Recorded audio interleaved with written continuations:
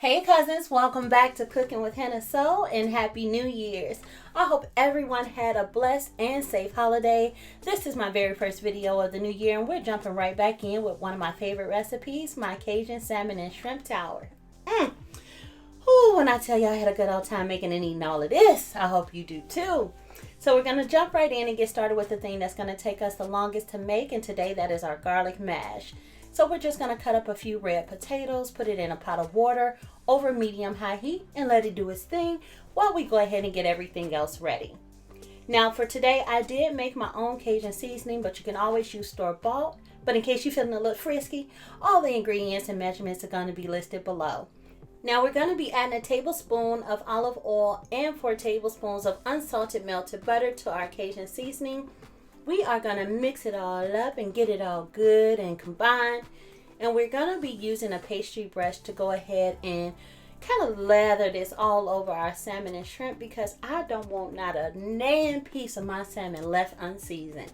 So go ahead and get that done, guys, so that we can go ahead and get it started. The goodness is about to start.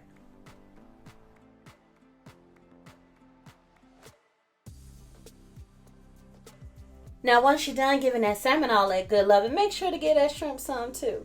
Make sure you are coating these completely, and then give it a little razzle dazzle toss to make sure it's all combined.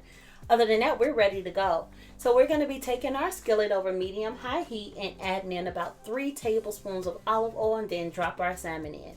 Now, of course, we are not cooking these at the same time. Our salmon is going to take a little bit longer to cook. I'm going to say you should be cooking your salmon about a good 12 to 13 minutes in total. It should be at a 145. That's a perfect temp for a salmon. So if you have your thermometer, make sure to double check it. But we are going to turn it about twice throughout the entire process so that we don't burn the top. But hey, get that crispy bottom going.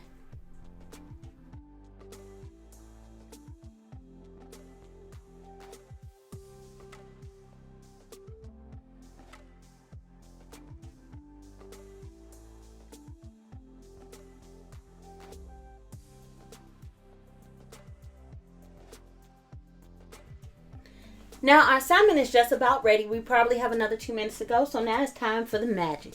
Butter. Alright, drop in a tablespoon of butter, and then we're just going to baste it and get some of that goodness from the skillet on top so that we can finish out the cooking process. And our salmon is done. We're going to go ahead and take it out of the skillet and let it sit to the side. And then we're going to go ahead and cook our shrimp. Now our homegirls, they're a little fragile and they don't take much at all. So we're going to add our olive oil and butter up front. So take 2 tablespoons of olive oil and 1 tablespoon of butter and add your shrimp in. Now I am a texture girl, so I like my shrimp well done. Nothing less, all right? So I'm going to be cooking mine for about 3 minutes on each side, maybe even a little bit longer, just to make sure they are completely cooked. But we are going to take a little bit more of that sauce and baste it on top because, well, I said so. Just do it. All right. And then after that, we go ahead and remove them. And let's get started with our next layer.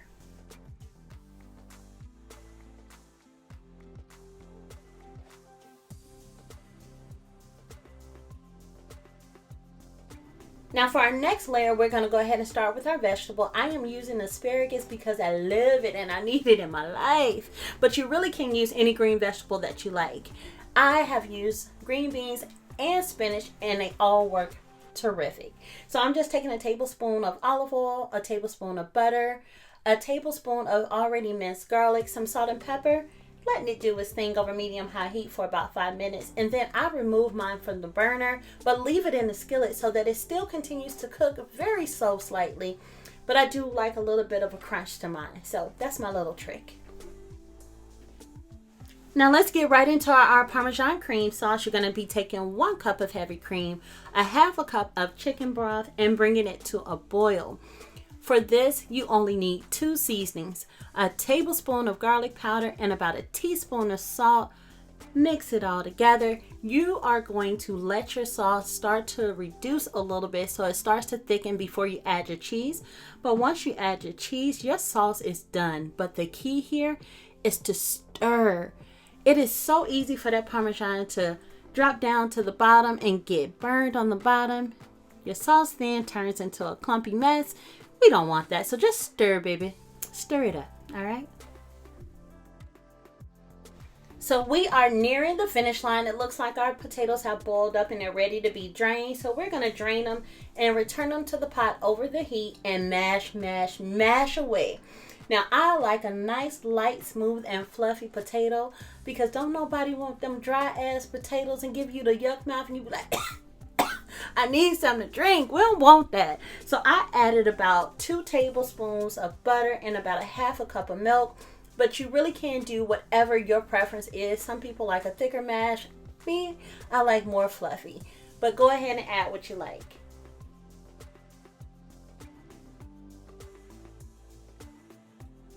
Once you get your potatoes to the texture that you like, remove it from the burner and go ahead and let's season it up. We're going to be using a teaspoon of each. Garlic salt, garlic powder, salt, and parsley. Mix it all up and we are what? Ready to plate. So as always, guys, you don't have to plate the way that I do, but I do like to show you my process so you can see my presentation just in case you want to follow along. Now this week I did plate 2 different ways just to show you a little slight variation. I do believe one is better for presentation and picture purposes, so I'm going to show you how to do both.